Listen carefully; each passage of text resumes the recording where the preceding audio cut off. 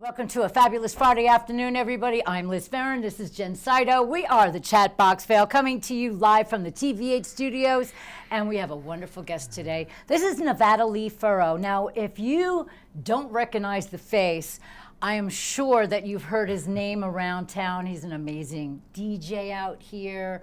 I know you're an engineer. You've worked in a lot of the bigger places out here. So everybody pretty much knows you through a lot of good things, and then maybe some other crazy situations that have happened throughout your life here. But I've known you for a very long time, and Nevada is here to discuss something very important. We all go through our mental health issues, and we're going through a lot of challenges right now.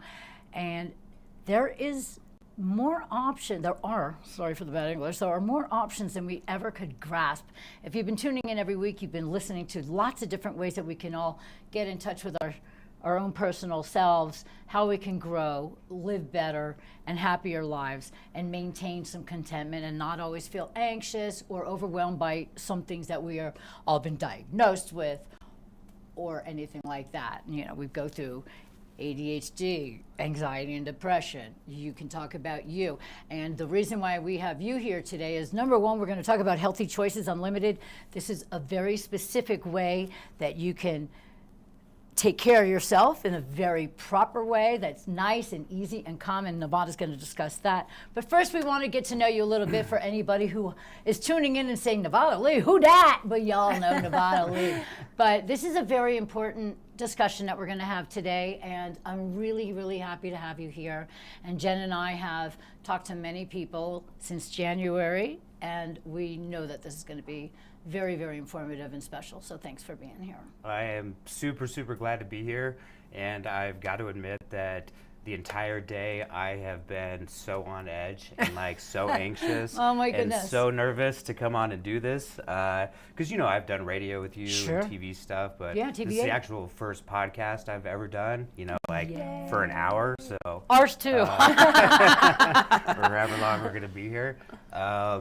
So I'm really excited to be here, and it's nice to finally sit down and take a breath. Yes. And relax, Right. and now it feels like, you know, kind of the anxiety and everything's been lifted. Yes, and you don't feel that angst anymore, because really, first of all, you know Jen and I, myself, and we're all friends, we're all close, we're comfortable in this amazing studio that Danielle built for us here at TV8. This is fantastic. So I know, isn't it cozy? And you can bounce on the seats, you can have a good time. It's a great place. So you can, I mean, I hope I don't get sucked in too much. don't sink into the chair. Pretty comfortable seat. I know, they really are. So let's get a little bit of knowledge about you. I don't want to go all the way back first. You had something major happen just a few months ago that scared the life out of you, your family, and all of us who love you. Yeah. 3 months ago, almost now to this week, I suffered a massive carotid artery brain aneurysm rupture. Oh my gosh. A lot of people hear brain aneurysm. You live with brain aneurysms until they rupture and become a problem. And a lot of people don't know that they have them. You know, it's, as they explained it to me, it can be genetics, you know, it can be, you know, related to, you know, your mother and your father. It can be your lifestyle. It can be high blood pressure. And a lot of times they don't know exactly, and it can be head trauma and as well, stress too. as well, right? Stress. All those things are factors that lead up to it. They don't have specific triggering points that say, hey, this is what led to it, you know, and they have a general idea, but it's not really that specific, which makes it a little bit scarier, because essentially the only way I would have known about it is if I would have had an angiogram, which is where they put dye in your blood and they do a CAT scan or an MRI. They look specifically at your vessels, and they'll usually either focus on your brain area or they'll do it on your cardiovascular system. And that's how people find out that they have aneurysms. You know, it can be anywhere, you know, in your body. Wow. It's just a weakening of the vessel. It starts to turn into a bulge. And then for me, it was instantaneously. And you were having headaches prior, correct? No, nothing. You weren't? You No. didn't even know. So how did you know something was happening? I was laying in bed. It was 2 o'clock in the morning. I was there doom scrolling on the phone, you know, just trying to go to bed, you know, clear my head, whatever. And all of a sudden, it was an explosion. It was all like pain? Bam. Yeah, it was like, you know, when you twist your head really fast and you pinch a nerve, and you get that burning sensation. It was kind of like boom. And then it was the most intense building of a headache that I've ever had. I started getting pressure behind my eyes. I started losing hearing. Oh, wow. The pressure was just, I mean, it felt like my head was expanding literally.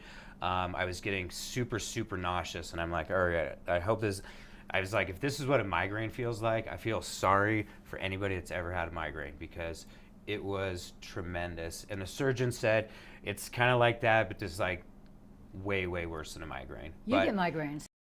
I used to, yeah. You used to? Okay. Yeah. So imagine that, but so how did you get yourself to the hospital? And I mean, if my head was about to explode, I don't know what I would do. So all this is happening. I'm like, all right, my first thought is go take aspirin. You know, what do I do? You know, having a heart attack or something, my head hurts. Threw some smart, aspirin. quick move. That wasn't the smart move. Oh. Aspirin's a blood thinner. So that's only good for a heart attack. Exactly. Okay. And so if you're bleeding out in your brain and then you add aspirin to it, you bleed out more. Faster. Oh faster. I mean, it's cuts on your arm. And these are little things we should probably know. Did you find out how to deal? Well, yeah, and I'm on blood thin or anti-clotting medication now because of the brain procedures that they did. Okay. So now I'm very, very susceptible to bleeding because my platelets are not clotting because they don't want them to clot on the stents and the coils that they put in my brain. You have stents and coils in your I have brain? lots of hardware. I can show you the video. It's really Oh my God. I wish you would have given it to me earlier. I would have had Danielle put it up on the screen. They do 3D imaging at Swedish Medical Center. Wow. So they can actually see your whole brain in real time. And keep me on track because we get off on tangents. So. Yeah, and I do too, so. At what point did you call 911? Yeah. Did you realize So let's that get you back to that. Yeah. I started getting very, very nauseous also, and just things didn't feel right. I'm like, oh my God. I threw up one time, and the pain started to become so intense. It was coming down my neck and into my shoulders, and it's just, it's intense. It's disorientating. All I can start thinking now is something's very wrong. I need to get to the emergency room right now. And the funny thing was, I knew that something was terribly wrong, but I wasn't afraid of death or anything, and I wasn't scared of like, oh shit, I might die. Excuse me for that. But it was so intense that I called my roommates on their phone that were downstairs to come up and get me. I couldn't get a hold of them. And so I crawled downstairs, and it was all I could do. I got down to the landing on the next floor, and I yelled as loud as I could. They luckily woke up. Oh my gosh. Came up and assisted me. They brought me some ibuprofen. There was something else. I was like, I need to put towels on me. And I was like, I don't know. And then it was like, we have to go now. And immediately they rushed me into the Vale ER. By the time I couldn't make it to the car, I could hardly walk. I was just starting to go in and out of consciousness, and I barely remember getting to the ER. I crawled in there.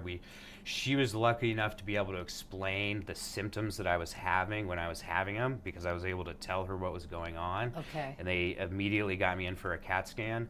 And as soon as they got the CAT scan, it was boom. She said that the helicopter left before she'd even left the hospital. You were airlifted? It was within, I don't know, 20 minutes or 30 minutes. Like she was like, it was quick. Like I was still talking with them, like, and they had you out of there. And then I flew to Swedish Medical Center. I had blacked out after I was at the front. They were pulling me onto a something. Where is the Swedish Medical Center? Swedish Denver? Medical Center is down in Denver. Okay.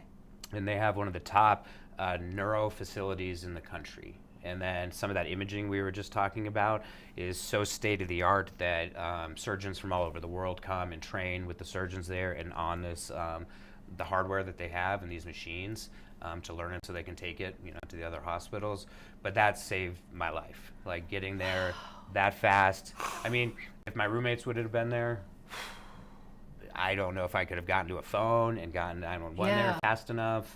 But you know what else you did? It's very interesting how we have this built-in mechanism within ourselves for self-preservation, to save our, whatever it took, you got yourself down those stairs and got yourself help. I know many stories where people have figured out a weird way to get themselves out of something because they were protecting themselves. And I know you Survival weren't thinking instinct. about being afraid of dying or anything, but you were taking care of business and you were not going anywhere, and you made sure that happened. So I just think that's very profound, and to have, I mean, that's very scary. Well, that's a major example of listening to your body, but I mean, Yeah. there's so many subtle things that our body tells us that if we listen to it and we know what we're looking for, then we can realize, you know, kind of where we have certain deficiencies, like why we kind of have tendencies for depression or certain Well, things. why do people, do you think, do you find yourself ignoring a lot of little things until you realize, okay, I better get this checked? Like, especially as females, you know, we have things. And like, you know, you might have a little like inflammation, and many times I have to admit, I'm saying, oh, it's just gonna go away. Thank God it did, but you know what, you really shouldn't do that. But why do we ignore signs? Well, question, like in hindsight, was there anything that you were like, oh, like that was there, and that this, you know what I mean, that you were like, okay, that might, if I feel that again, like Would that. it contributed to it? Yes, exactly. I mean, the hindsight being, I've lived a pretty solid life, you know, up to 44 right now, and you know, I have had high blood pressure. When it's checked, it was never, you know, an issue, but I've known that high blood pressure ran in my family. You know, it might have been, my dad told me recently that my mom lives with a brain aneurysm, so there is now a genetic component to that as well too. And what was our original topic? I apologize. Well, so that's like a little bit of, you know, I'm not just feeling things in your body, but being aware of your medical history of your family, and you know, on both sides, and knowing that that is serious. Like it can happen to you. It is passed down genetically, and so you do need to be aware of high blood pressure if it runs in your family, or you know, because sometimes, you know, you're adopted, right? So Yeah. like you might not know your I have family no idea history. what was going on with that crazy lady that gave birth to me. Seriously, I don't know. I Yeah. mean, anything can happen, and I wouldn't know where it came from. Right, exactly. So you are 100% correct. So it is good to know if you have your family tree, other than me, written in pencil, keep taking an eraser to it and finding out new stuff. But it's true that if you have a basis of what your genetics are, it's a very good way to, you don't want to end up on statins, because they're not the most healthiest things for you either. There are ways to take care of your body. I know you have a lot of healthy diet choices, exercise, wellness, and behavioral things, exercise, yoga, and so many things that you can do that can counteract some of these things, but then some of them is genetics and chemical, and there's nothing you can really, I mean, you can stave it off, I'm guessing, but you know, you have to be aware of what your body is encompassing. And yeah, so getting back to my lifestyle leading up to this, you know. Yeah. And I was an alcoholic. I consumed alcohol, you know, starting in college, just like normally. And then alcohol, I can pinpoint that led to a lot of negative impacts on my physical health, my mental health, you know, everything about my body was being, you know, destroyed by that substance. So I did this to myself leading up, and you know, those things, if I would have known in hindsight, you know, that those were going to lead to these kind of ramifications down the road, and if I would have had that knowledge ahead of time, you know, I might have started to try to live my life a little better at that point. It's But true. now at this point, I have had, you know, a life-changing, a near-death experience, and now that has become a real focus to me, is to get my mental health completely back under control, my physical health. Without the and escapism of everything. substances. Yeah, and it's always been very important to me, because I've always dealt with depression and anxiety like everybody does. But I think the way that I grew up and the way I dealt with things, I don't know, I set myself up to, you know, have an easier way to deal with it at this point in my life. I think that's very, I don't want to say adult of you, you're 44, but it is a very, what is it? It's mind-opening, you know? It's cathartic. It's something that's like you know, sometimes you have to take a hit to have a revelation to say, my life matters. Why am I doing this to myself? Look what could have happened. I mean, we've all been there. I mean, trust me, I self-medicated throughout many years to get past a lot of situations and darkness. And, you know, it didn't do anything except make it just last longer because when you sober up, it's still there. So unless you do the work in a healthy way, in a responsible way, and there are new methods out there. Not everybody has to turn to all these substances that are street substances and things like that. It's scary, it's deadly, and it can have ramifications down the road, like what happened with you. So, yeah, that one day changed my life forever at this point. And when I woke up in the hospital, my parents were there. Luckily, I have a really good support system up here. A good friend was in the hospital when I checked in, and he immediately called my other friends. And 10 a.m. the next morning, coming out of it, still not knowing what had happened really. I know I went unconscious, and then I woke up, and they said that I had almost died, and that I had suffered a massive brain aneurysm. And it's to the point where the blood had completely filled my cranium cavity. Your cranial thing. My brain cavity. And they used to, I mean, that was, you get there, they drill holes in your head, and they start putting tubes in. Real leaking it out. And the way that they were able to stop it and the way they monitor it now, they let the blood dissipate down through your spinal column for a period of 10 to 11 days, and during that time they have to monitor your brain for vasospasms, and because as that blood is pressing on different areas of your brain, it can start constricting on itself, and then that can cause further damage, like stroke damage, brain damage in different areas. So as that's going down, that's when my recovery process starts, and I kind of realize what kind of shape I'm in. And I don't know, it was in rough shape, but I don't know. It was bad, but it was not nearly as bad as everybody else that was there, because I was on a ward it's the neuro ICU ward at Swedish ICU, and I was the only person that was walking. And, you know, most people in there, 75% of the people were all hooked up to the tubes. And I was really shocked that when I first got there in the morning, when I woke up and I was in the room, that a priest came in and was like, hey. That's comforting. And they introduced themselves and they're like, we're here. And I was like, this is weird. Like, I was like, I'm spiritual, but not religious, or, you know, I got my own. I was like, well, cool. I was like, thank you. It's like, if you need to talk about anything. And then it really, the severity of it didn't even register at that point. Absolutely. And I was in such a brain fog, and they had me on so many meds. Of course, yeah. And I didn't lose any motor function like you see with like a stroke victim, but like my motor skills weren't there, my cognitive skills weren't there.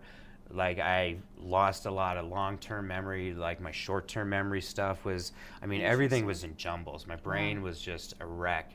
And I knew how my brain was supposed to function. I knew how I was supposed to be as a normal person, and it wasn't working Frustration. right. And that's when the depression started setting in, and that was the most major depression I've ever had in my entire life. I'm so sorry you went through this. I take that back. It's not the most to me. No, losing my brother was probably the most I major would think one. so. And the depression sets in, and then with that is major anxiety, like you cannot believe, and the scatterbrainness and the not being able to focus. And now I know what like people that have really bad ADHD and like attention deficit, you know, and brain problems go through, and how depressing and debilitating it is knowing what you used to be and like why I can't be that way now.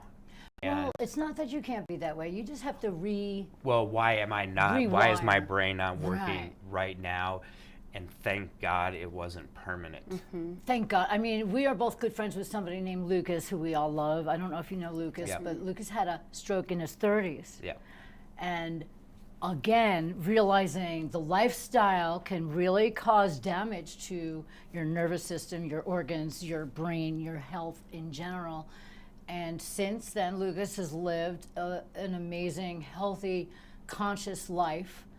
And I don't like to see things happen to people before they wake up a little bit, but I am glad to see that you have found peace in your world, and I'm so proud of you for coming through all of this. I think there's nothing harder to get through than depression, because depression is chemical. It can start off as a depressive episode, but the more you go deep into depression, it becomes chemical, and then it's not impossible, but it feels impossible to come out of. And I mean, I've lived with, I don't know, I have depressive episodes, but I'm a very strange person. When I feel myself going super deep and dark, I do whatever I can to get myself out of it, but I will stay home. I will do self-love. I will take care of myself. I'll do things to pamper myself and to show myself gratitude.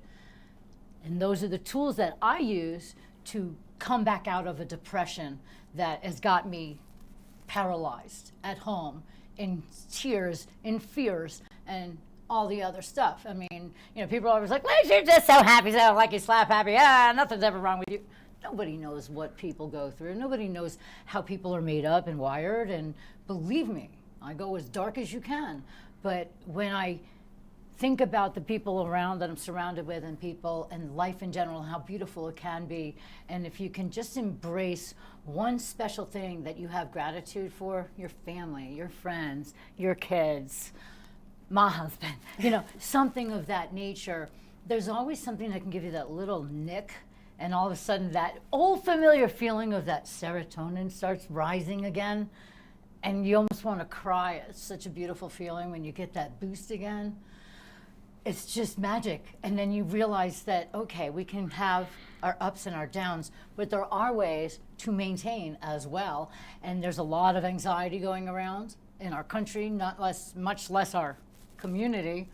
And I hate saying that anxiety is fear-based, but it is. Anxiety is a fear, and it's all turmoil going inside. So another reason why we have you here is to talk about ways that we can taper, combat, stave off, and maybe be able to kind of realign ourselves to maintain a healthy, balanced existence and have a good day. Yeah, and that's a lot. That was a lot. That is, and there's so many aspects of all of that to mental health, and it's from everything we take in, the air we breathe, what we drink, the nutrition we put in our body, water, the thoughts that we let go in and through our head, the thoughts that we control, and those other thoughts that, attack our mental health, that lead to our anxiety, and, trying to find, the tools that work for you to start dealing with those issues. And for me, I think growing up as a kid, I grew up in the Vail Valley here. I grew up in the 80s, before, kind of the onset of, a lot of the things that I think are leading to a lot of mental issues with everyone these days. But I feel blessed that, I grew up the oldest of 4 boys. We were, we grew up here. I lived in Alaska for a while, all over the country. My parents were our scout leaders. We were outdoors all the time. I mean, I don't remember ever being inside doing anything. It was like as soon as the sun came up, we were outside, and we didn't come back until we had to come back. That's a healthy way to grow up. And we got in trouble. We caused problems. We broke stuff, but we were terrors. We were kids, and we were allowed to be kids and express ourselves. I was given every opportunity to explore arts or do whatever I wanted to do. We didn't grow up with a lot of money, but my parents made sure that when we wanted to be in the programs and we wanted to pursue our passions, that those were available for us. That's wonderful. And then, so, growing up, and then, into high school and college is, I dealt with depression, I dealt with anxiety, but I think I felt like everybody did. And I didn't think it was really an issue until I moved to Denver and I started middle school and up here, and then in high school. And then it started I think it was just the stimulus and the environments, and then I started feeling depressed and more depressed for, I mean, it comes back to me, I guess, growing up, I had a weird name. We moved around a lot. We didn't fit in. So I was always the new kid going to school. Like, people teased me all the time. I got bullied all the time. I Aw. was small. For your name, Nevada? Yeah, a lot. I mean, that's a Really? weird name when you're growing up. I could think of some more weirder names Well, that we Nevada, didn't like. Cheyenne, Coulter, and Hunter. The new kids in the school. Di- Who are these, yeah, those are, yeah. you know, okay. who are these little, you know, and Ahead of their time. names. Cheyenne, Hunter, and I love your parents. They gave you strong spines. yeah. And after, I guess, when my depression really started was when my mom broke her back when we were in high school, and she was laid up for about 6 months to a year, was really doped up on painkillers and all sorts of anti-anxiety medications and everything. And it stole her soul. And it totally took away my mom. And I had a lot of issues dealing with her addiction and her stuff, and it started right there. And when I went to college and I would come back home and I would see her still in that state, it made me depressed. And I think that's probably the first time I actually started drinking sometimes to deal with and numb out, and use it as a way to escape. You know, issues started popping up in college like that, you know, and then we started losing friends in college to alcohol and to drugs and to suicide and to other stuff. And that's, I think, when life started getting heavy. And then that was at the point where I started realizing that this is something that is an issue, that I need to figure out why it's an issue, why it's still been prevalent in my life, why it's getting worse now at this point, and what I can start doing to, like, dealing with it.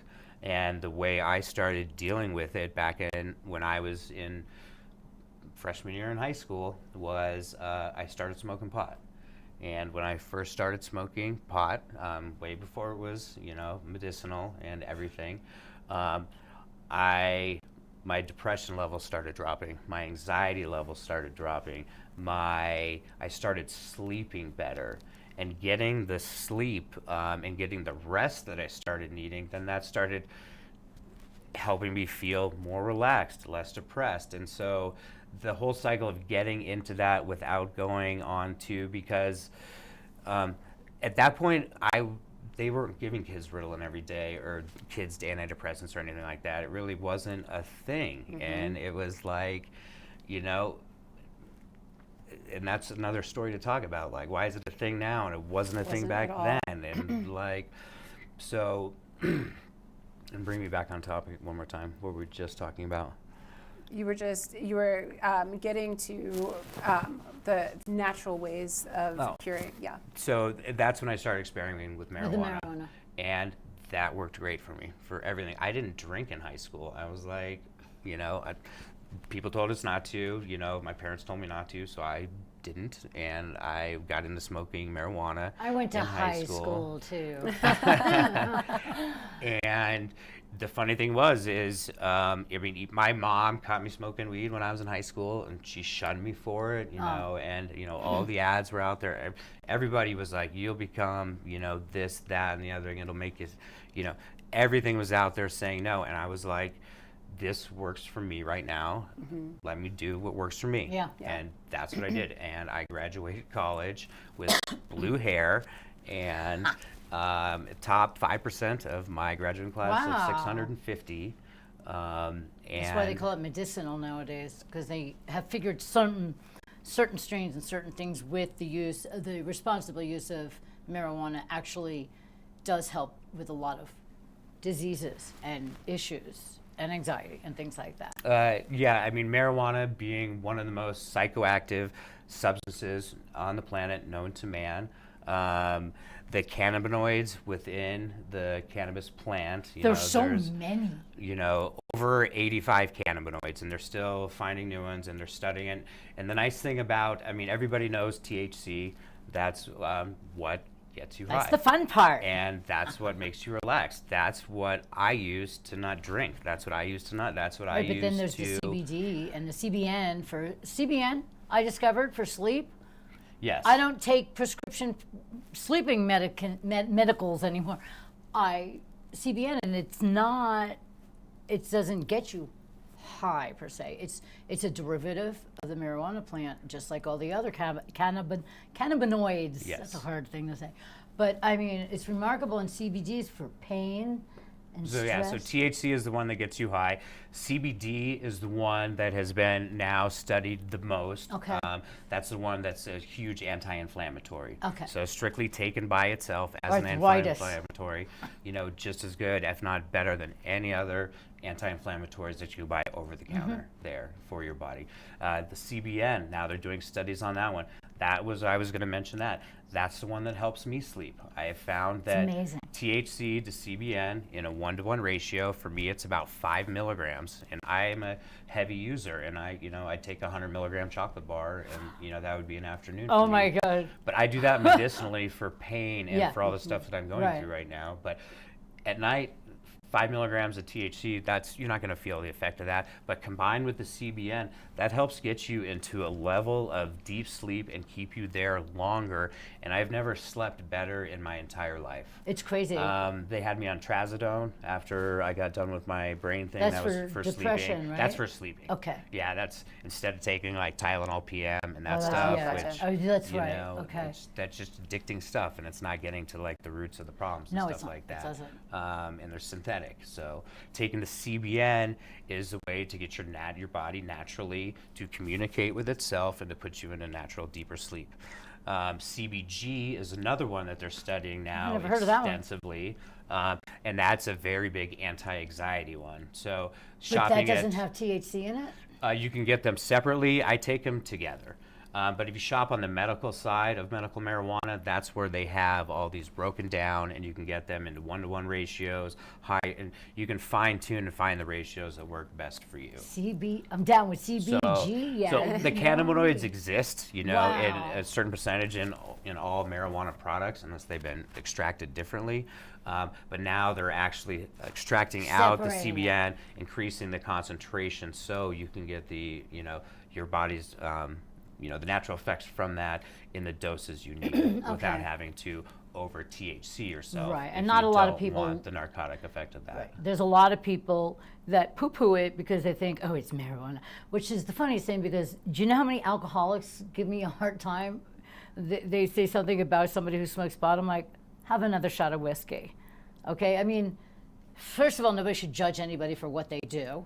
And I find that the properties of medicinal marijuana are much healthier and more positive. Less Because alcohol is addictive. a depressant. It makes you impaired like you wouldn't believe, and it really doesn't do anything except for get you drunk. And I mean, I understand alcoholism is a very, very, like a huge issue in our community. It's a disease. People have to treat it as such. But I think that if people take a great look at themselves and they don't want to find themselves being airlifted somewhere one day down the road, maybe if they can be enlightened to other things that are not tragic and they don't have bad, influences on people, and you can't die because you got it off the street or anything like that. I think there's so many promising days ahead for everybody that struggles. Yeah, absolutely. Well, and I think, narcotics that are typically given to you by doctors to treat your pain are extremely addictive and end up creating a lot of issues that Yeah, can they crack spiral out down of on control, like you mentioned opioids. with your mother, that have same thing happen to someone in my family as well. Where at 70 years old they were having to go through rehab because they were addicted to the pain medication that doctors were prescribing them. Yeah, so, it's great. When I first moved out here, I had a very bad low back problem, and I couldn't get out of pain. And chiropractor, I couldn't find I finally found the right chiropractor. But before I found the right chiropractor, I went to see a doctor. He gave me a prescription of 120 15 milligram OxyContin. I'm like, dude, I was scared of it. I was like, whoa, isn't this the stuff? You know, I actually do have an addictive personality, but because of my pain, I was doing it responsibly, and you know, and I ended up just stopping them because I found a chiropractor. And here's a perfect example.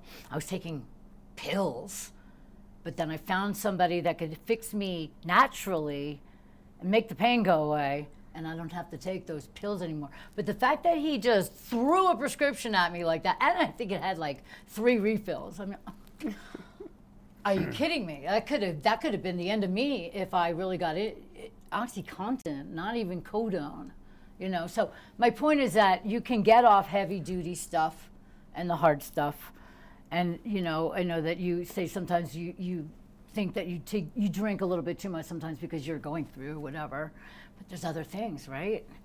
I want to hear a little bit about Healthy Choices Unlimited that you work with, and how they've helped you and how they can help other people and all that good stuff. Healthy Choices Unlimited is a organization up in Colorado that is working with the medical marijuana industry since their inception back in around 2011. Right.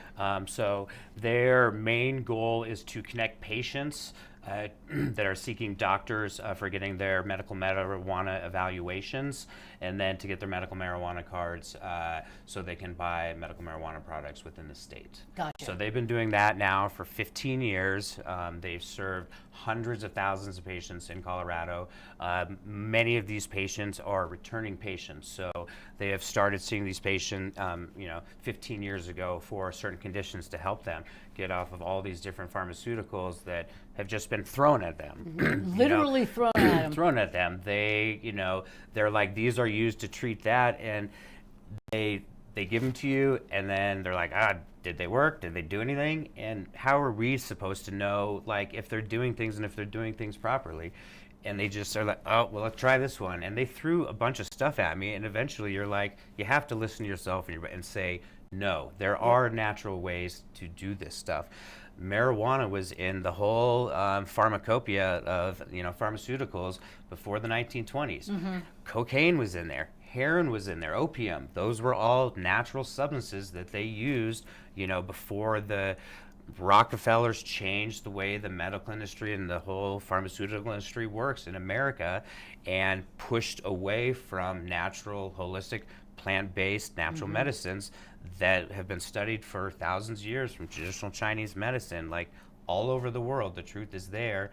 And based on his agenda, they decided that we're going to shun that and produce this pharmaceutical agenda, which is throw pills at everything because we can make a lot of money off of that. That's the primary goal of the whole industry, is to keep making money. The doctor's got to pay their medical bills. So every time he throws 150 Oxycontins your way, cha-ching, cha-ching, and then you're addicted, cha-ching, cha-ching. I mean, there's all the documentaries about that whole industry. When it comes down to it, if we realize where our problems are starting in the first place, we can get a grasp on how to do and start treating these Absolutely. naturally. Doing the work is the first step. And that starts with your ailments, mind, body, and soul. You got to start from the root of the problem, and then that's what has been helping me the most, is starting there and then building from that, and trying to stay away from pharmaceuticals and to do it naturally. I'm so proud of you. I really am. I mean, it's a very, very big step to be able to change your lifestyle, not only for the health purposes, but for the love of yourself. I mean, I can honestly say you probably love yourself now. Say it. I mean, yes, I completely love myself now, and I'm so grateful. I mean, since the incident happened, but when I was going through the alcoholism and the depression and the thick of, and I want to separate it into two different things. There's what I had after the brain issue, which is a ton that we can still talk about, but then the issues I dealt with growing up, and then that started leading me to drink, and then the drinking kept me in that cycle of feeding my brain to cause the depression to set in, to cause me to drink, and it was just a vicious cycle of, waking up the next morning, trying to get through a day, and having so much anxiety and depression, and then maybe being able to get through it, but then still resorting back and not having any control over it to get back to the drinking, even though I knew at that point it was ruining my health, it was ruining my life, it was impeding me from accomplishing the dreams that I wanted to accomplish. But I was almost self-sabotaging myself because I knew that to get to those dreams that I still am trying to get to, it's a lot of hard work, and it's scary hard work. Sure. And I was drinking because I knew if I drank, then there's another day I didn't have to worry about anything. And then I was caught in a cycle. And my first rock bottom was with my brother, and me being in the medical marijuana industry. We were growing a lot of weed at our house, and we were selling it on the market, and that was going, whether it's recreational or medicinal, it's a medicinal plant. So if you're consuming it, whether you call it whatever you want to call it, your body's getting medicinal properties from it. We have CBD or CB1 and CB2 receptors in our body that have developed an endocannabinoid system with the cannabis plant. So our bodies have a whole system based on endocannabinoids, from your brain to your gut to your liver, that is a communication pathway, that is a signaling pathway. So it causes, when you start to digest food or your stomach's out of whack, it'll tell your liver to start doing this, and your brain, it's a communication channeling pathway that's within our body. And when we started stripping cannabinoids out of our diet back in the 20s, reefer madness, then we started seeing an increase of all these different neurological conditions start to increase after we start stripping nutrition out of our body. And then when we start, and that's one of the biggest things, is when we talk about starting somewhere, the biggest thing that I can say to start with, and I've got a list, it's the 6 best doctors, and it's kind of the things that I go through every single day, like when I wake up. And you had talked about it before. I wake up, and it's setting the mindset of gratitude.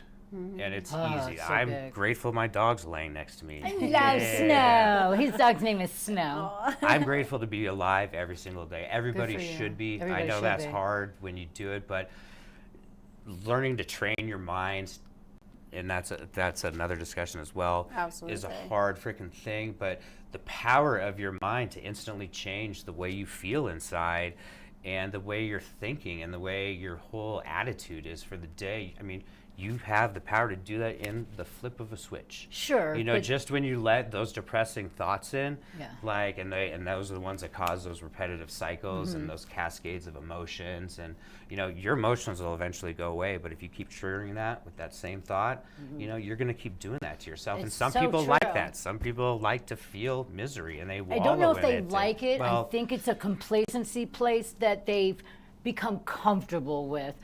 We were talking about that a couple of weeks ago with a very fun guest, and we were saying how, when things are on an upswing, sometimes you'll do something to sabotage it because you're almost more comfortable with chaos. And when things are really good, it's not that we want to mess it up, but sometimes what we're used to is just something that we're used to battling something, or working hard on something, or trying to get over something or someone. So, I mean, self-sabotage is probably one of the worst things we can do to ourselves, and I'm sure we've all, I know I've done it many times, but you make a really big point in the fact that, do you mind talking about your brother for a second? Sure. Okay, I don't want to bring up to make you sad, but you lost your brother as well out here, along with many other people, young, beautiful people that we've had here in our community, way too soon. And he went through a huge deal, though. He was in the hospital. He was in so much pain. He went through the accident, and he really went, he went down, like dark. And what I remember from it was I remember your sadness, but I also remember you had this light about you. It was interesting. We went to Route 6, where Ollie always holds beautiful things for people to remember them, and you were carrying yourself with this brave, I don't know if it was a facade or not, but you had this sense of strength around you that day. I almost want to cry because I know how it hit you. But yet I think something in you took over to show strength for anybody else who might have needed it that day. It's hard to explain, but I've known you 15 years, and I've seen you go down, and I've seen you come up, and I've seen you playing out, and I've seen you go way the other way, and I was very proud of you then, and I'm also very proud of you right now. And I know it's so hard to go through something like that, to like lose somebody that you love, and we've all lost so many people here, and all we can do is try and keep lifting each other up and keep being there for each other, and always, always talking things out. No matter what, you can't hold things in, and you can't call your little dealer. You work it out. You go to do yoga. You wake up and you say, I'm grateful for this today, and let that get your butt out of bed, and get past all the things that we've all been through, and the losses and the sadness and everything else. And if we can take care of ourselves personally, I think we can help take care of each other at the same time. And I cannot believe I'm literally crying right now. That's a first on TV. Yeah, and I can't speak for anybody else and what anybody else is going through. And I can only share my story and like the things that I do and that I've gone through. And I mean, we can talk for days and days about, you know, the ups and downs of my life, and they've all been learning experiences. That's what they should be. And and because a lot of people know me and look up to me, then I feel like, you know, I've lived a life where I can be of help and of service. Yeah. And I have the ability to share information and to share personal experience and to share what has worked for me and what has not worked for me, and, you know, my knowledge that I've gained, you know, through life and through what I've studied, you know. But where you are right now is really big. You should be so proud of yourself because you've really risen. And it's true. It took me rock bottoms to get to where I'm at right now, and that sucks because you don't have to hit rock bottom to like get to the point to where you know you're ready for the change. Yeah. And that. I mean, you see it all the time with people, especially out here. Oh, they hit the wall. That's it. I'm done. You know, but it doesn't have to get to that if you can find something within yourself to appreciate and like and love. I mean, what do you do for yourself when you feel down about yourself sometimes? Well, I mean, I do a lot of different things, and it depends on what it is. Yeah. You know, but for me, right now, it's theater, it's community, it's family. Yeah. You know, there's journaling, yoga, all of that stuff. But I have a question for you. So, like, during your recovery, like, would you say that the doctors were, you know, crucial in helping you like get to this path where you are now, where you're on this natural recovery issue, you know, using, I don't know if we've talked about this yet or if you're going to get back into that. Yeah, we're going to bring that up next. Yeah. Or like, was it kind of self-started where you were like, you know what they're telling me like isn't making sense and it's not working for me. Like I'm going to, you know, take this on myself.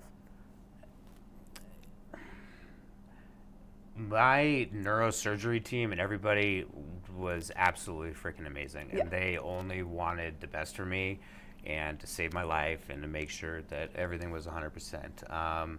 When I walked out of the hospital, I had a list of prescriptions like this long. Yeah. And some of them were needed, some of them were pain meds, and different things that I was needing to take the 2 weeks out of that. But the stuff messed me up, and it messed me up beyond belief, and I wasn't getting out of my head, and I wasn't getting out of the depression, and I was on everything from anti-anxieties, I was on Oxycontins, I was on gabapentin, I was on, I mean, so many things. And they were like, just keep taking them, like, and I was like, well, why do I have to keep taking this one? They're like, well, it's anti-anxiety if you need it. You know, it's like, so why? And then I've come to realize over my entire life is you have to take responsibility for your own health, your own physical health, your own mental health. Nobody else is going to do it for you. Can't expect anybody. You have to hit that point to where you say, hey, I am responsible 100%. All my actions are going to lead to something. Absolutely. And I have to take responsibility for that. Like, I take responsibility. I've done and partied hard, done all the drugs, done everything, and I accept that. And it got me to where I am today. I've lived my life, and I have no regrets. Yeah, I have regrets, but like they weren't regrets; they're learning experiences, and I'm wise in the streets of life. Yeah, absolutely. But I have to do it for myself. That's all you can do it for. So, and like I said, a lot of those doctors don't know. And the thing is, with your body and them throwing drugs at you, unless you go and actually do a full genetic testing, you can spend $500 now. It's about what it costs. You can get your whole genetic profile done, and it's going to tell how your body processes things. And they mainly do it for pharmaceuticals, like how it processes these, and these, but it equates to how your body processes everything. And that'll tell you down to a genetic level why you would have a deficiency. So if you have a brain problem, if you have a gut problem, and it's genetic, then that's one thing you need to start and treating it on that specific level. But if you have a brain problem and it's not genetic related and they're just starting to throw stuff at you, that's not a good idea, because you need to listen to your body and how it works. Yeah. There's pills are good temporary things. Medicine is good, but it's only be a temporary thing. To be put on pills for your entire life for something, then that has to be a genetic thing. Yep. And then you need to Right, know like that 100%. if you know that you're gonna have a heart But if issue you or don't something. and they're putting you on this, then you're Yeah. just doing yourself an injustice and not getting to what the root cause of it is. And Correct. it's like, it starts with nutrition, and it starts with your gut, and it starts with you eat, and then it starts with how you train your mind to process thoughts. And that's hard to do, and that's a lifelong work. But just to work on training your brain to let go of thoughts and emotions and stop tying so much to it, and to start just realizing and just understanding what your soul is, like what it means to just feel it and to be here, without the pressures of everything else, and then starting there. So when I wake up in the morning, it's gratitude. And then one of the most important things to do that nobody ever really thinks about or talks about, when was the last time you guys remember to take a breath? I do it every morning And to and every breathe. night. Yes. I do it full belly breaths. Yeah. So, but like we go throughout our entire day, we don't think about breathing. I It do just- now, it but happens. I didn't used to. And that is one of the most important things you can do, Especially when you're filled in with your anxiety. life, is your breath. Yeah. So I wake up in the morning, I start taking deep breaths just to start getting into my headspace with gratitude. I love it. I'm alive. Gratitude. Two of the easiest things you can do in the morning right when you wake up, and that is so important. And your breath is so important. It is what yoga is based on at its fundamental roots. That's Yoga correct. in Sanskrit means to connect with breath. And it's all diaphragmatic. It's not, people think they breathe in to their neck or their chest. It's really through your core when you do these breathing exercises. Well, you kind of taught me It that. starts out as just breathing. Oh, just your regular, well, yeah, Just I mean. thinking about taking a breath Yeah. and But letting when it go. you are feeling anxious, you taught me this, that you take a diaphragmatic, I can't say that word, but where your belly comes out and you hold it for like 3 seconds and then you let it out slow. It rewires you. It's very weird. And what's the alternative nostril breathing? That's one of the breathing techniques. I That's think a it's good called one. bee's breath or something Yeah. like that. There are many different ways Yeah. to focus your thought with your breath. It's a and meditation that leads you practice. into a meditative, like trance-like state. Yeah. But But you're just thinking about your basic everyday breathing. So we're going to show you how powerful breath is on creating presence. Everybody talks about, let's get present, be present in the moment. You want to know the easiest way to get 100% present? Breathe. All right, we're going to try something here Okay, really let's quick. do And it. we're going to see and start thinking about something that's going to drive you crazy. Really, like something gives you anxiety right now. Oh, I got All it right, so now. we're Got feeling it. This is the easy thing to start doing. So you're going to take a breath in, hold it for a little bit, and then you're going to breathe out. Take one more giant breath in. Hold it for a second, as long as you can, kind of. And breathe out. and do that a couple more times as I'm talking. If you keep doing this for about half an hour, this is going to put you into a trance-like state because your body is going to start naturally releasing DMT. I love that. So What's DMT this stand is for? basically kind of meditating and start getting out of your thoughts, just focusing on your breath. Think about your breath. All right, now we're going to get 100% present right now. So take a deep breath out, and then breathe in. Hold in as long as you can, and then you guys are going to breathe every single inch of breath out of your body. Press it all the way out from the bottom, from your core, and just hold your breath out. Keep pressing out, and don't take another breath in. And now, whatever you were thinking of, keep holding your breath. Hold it. And every other worry is going to start to dissipate, drop away. The only thing you're going to start thinking about is, I need to take a breath to breathe. That's the only thing. That's all I could think about was I need to breathe. You became 100% present with no other problems in the world. Nothing else bothers me now. That's how powerful your breath is. That's amazing. It's the only thing that happens to us naturally. We breathe, we go through the day, that we have full control over.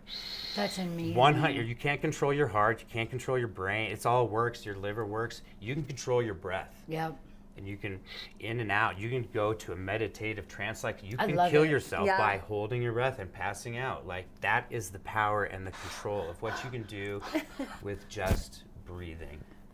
We've been talking for so long, and we have 4 minutes left. Sweet. So what I want to do is give people a little bit of information as to the microdosing that you have discovered Sweet. that helps people with a lot of emotional and mental issues. Now, before people go, microdosing, it's micro, and it's not something, I'll be very honest, I tried it, and I'm never normal, but I'm just my normal self. What happened when you do try it is that all it does is it puts you like on a nice even plane where you're not up there, you're not down there, you're just kind of functioning, and you feel a little joy, like this little peak of joy that sometimes all the other stressors of life don't allow you to have. So why don't you do us a big favor and give us we have like 3 minutes to talk about it. Microdosing has been the single most effective thing that has gotten me out of this traumatic brain injury. From the brain fog, the anxiety, the depression, everything that was associated with it, and all the pharmaceuticals I on started to dissipate and drop off once I started getting back on good nutrition. Drinking a gallon of water a day keeps the doctor away. That's one of the best things you can do for yourself. But the microdosing, and a microdose is a non-psychoactive level. The state has now certified and deemed a microdose to be 1 milligram psilocybin. So when you take that, you're not feeling anything. There's no body high. There's no visuals. For me, it started making my day feel a little brighter. My anxiety levels started coming down. My depression started coming down. The scatterbrainness I had in the morning with the ADHD and all the stuff and the nervousness started coming down. And I've been doing the microdosing. I started about a month after my injury. And then I have been working with the doctors here at Healthy Choices Unlimited, and we've been doing brain scans on my brain at a baseline level. Then we're doing, this is your brain on marijuana, this is your brain on microdosing, this is your brain on a slightly higher level of a microdose. And the surgeons and everybody in the brain scans, they're like, we can't believe how much recovery you've made in 3 months right now. Aww. So right now, for Colorado residents that are 21 and up, that because psilocybin is legal in Colorado, it is not legal for recreational sales yet. It's decriminalized. It's decriminalized, yes. So if you become a member of Healthy Choices Unlimited, you're 21 and up, then you can start buying our micro functional mushroom supplement. So this is something that I use in my coffee or in my protein shake every single morning.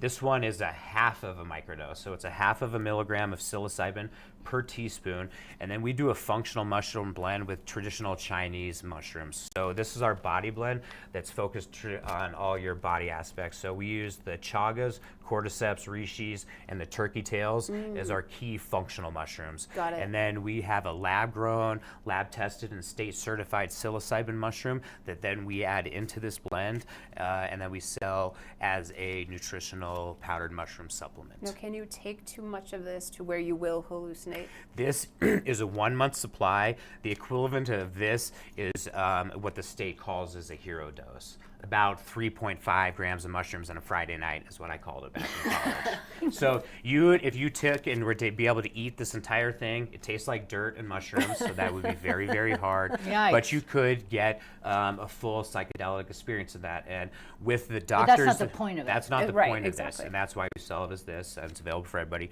If you want to go see the doctors for everything that they're doing clinical studies for, and we have these little booklets that we give everybody, but if you have issues with, and here's a whole list here, we've got anxiety, depression, brain fog, apathy, low motivation, restlessness, anger, irritability, repetitive manic thoughts, sleeping problems, neuropathic pain, unhealthy cravings, dizziness.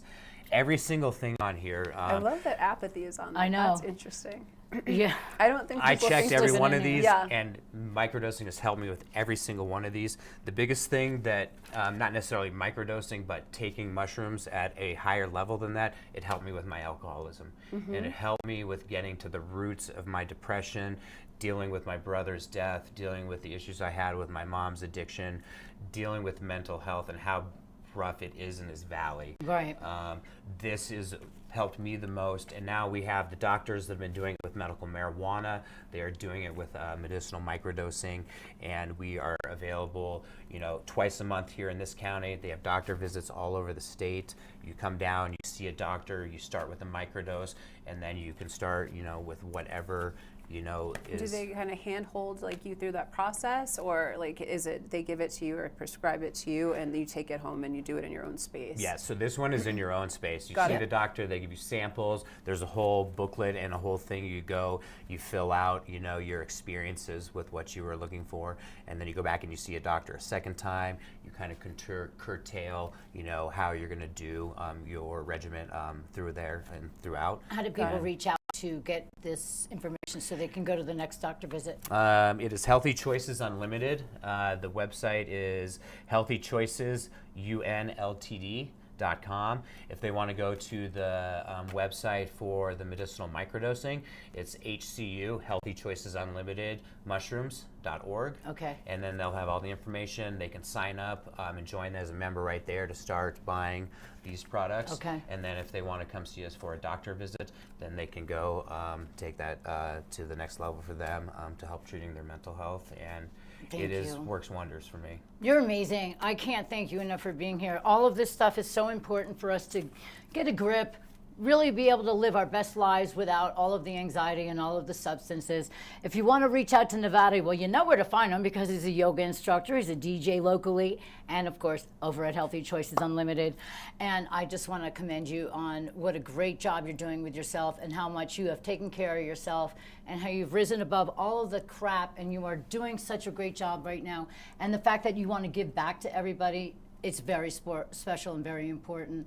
So I know I've learned a lot today. I don't know if... No, I think it's great that you're sharing this and this experience, because I think a lot of people think of hallucinogens and psychedelics Right. as something scary and terrifying and something that's you're going to mentally almost destroy their mind instead of help it, Right, know? but And it's so this tiny microscopic amount that works with your brain and everything else and your whole system. And that's why this was an important podcast today. I hope everybody enjoyed your Friday afternoon with the chat box Vale at TV8 Studios. This is Nevada Lee Furrow, everybody. Big hand. I always want to give you a big hand. No, thank you for tuning in again. We always want to remind you to stay safe, stay mentally sane, make something magical happen, and always reach out to us here if you have to talk about anything. And there's always Nevada Lee for any experience you might need. Have a great weekend, everybody. We'll see you next week right here on the Chat Box Vale. Thank you.